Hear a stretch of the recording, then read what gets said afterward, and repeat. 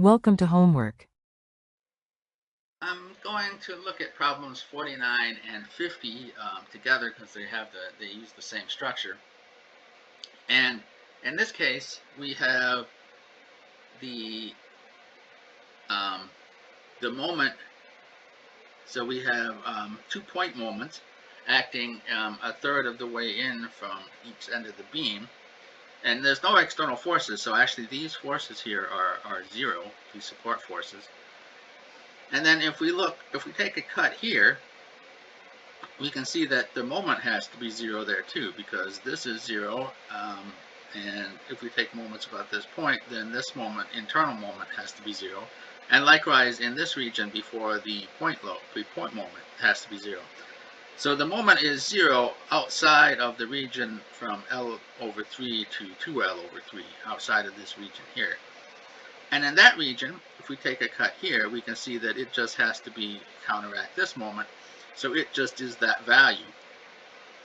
Or likewise, if we looked at this region, we could see that it would have to, counteract this. So we have the shear is zero everywhere because there's no externally applied loads, just moments. So we have, in this case, we have in problem 49, we have L equals 8 and M naught equals 500 Newton meters. So we have 0 jumps up to 500 and then jumps back down to 0. So that's what our moment looks like. And again, we have symmetry about the center as we'd expect from the loading conditions and the boundary conditions. Now in problem 50, they say, okay, let's make the beam a little longer and say that the beam will fail when the maximum shear is 5 kilonewtons or the maximum bending moment is 2 kilonewton meters. Well, it doesn't matter if we make the beam longer.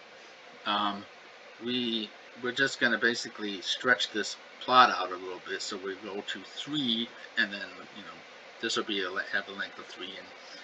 And it doesn't matter that we make it longer; it's still going to look the exact same.